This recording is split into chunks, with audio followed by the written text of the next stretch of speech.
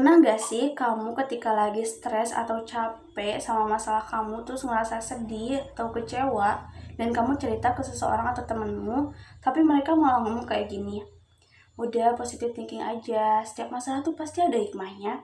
Atau gak kayak gini, lah masalah kamu masih mending, lihat orang di luar sana tuh hidupnya lebih berat, lebih susah dibanding kamu. Alih-alih ngerasa lega, kamu pasti ngerasa bersalah sama perasaan sedih yang kamu rasain kan? Nah, kalau kamu ngalamin hal kayak gini, bisa jadi kamu lagi kena yang namanya toxic positivity. Terus toxic positivity itu apa sih? Toxic positivity adalah perilaku yang menuntut diri sendiri ataupun orang lain untuk memiliki pikiran positif dan mengabaikan segala jenis emosi negatif seperti sedih, kecewa, marah, kesal, takut, ataupun pengalaman sulit yang kita alami atau rasakan. Tapi bukan berarti kita tidak boleh berpikir atau bersikap positif ya.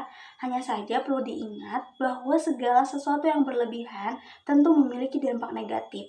Begitu pula dengan bersikap positif. Nah, toxic positivity ini juga muncul karena beberapa faktor, yaitu kurangnya keterampilan empati dan tekanan sosial untuk selalu hidup bahagia dan ketidakmampuan dalam mengenali emosi sendiri.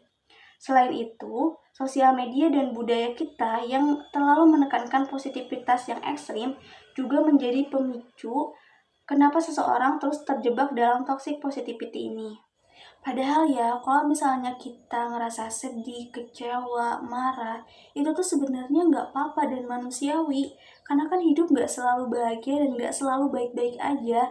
Pasti ada naik turunnya.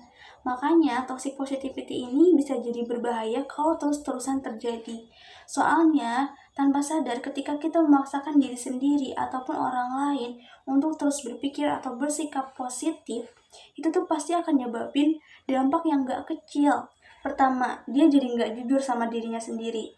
Sebenarnya dia tahu kalau dia lagi gak baik-baik aja, tapi karena dia terus disuruh kuat, bersyukur, dan disuruh sabar, jadinya dia terus memendam perasaannya, dan ketika pengen mengekspresikannya, dia jadi takut, dibilang lemah lah, baperan lah, dan lainnya.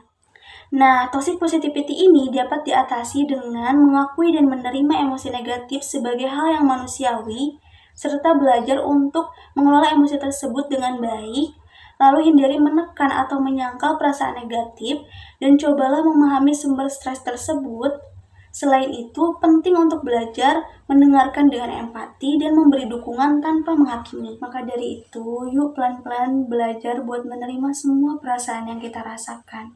Karena kan hidup gak semuanya tentang kebahagiaan. Pasti ada sedihnya, kecewanya, capeknya.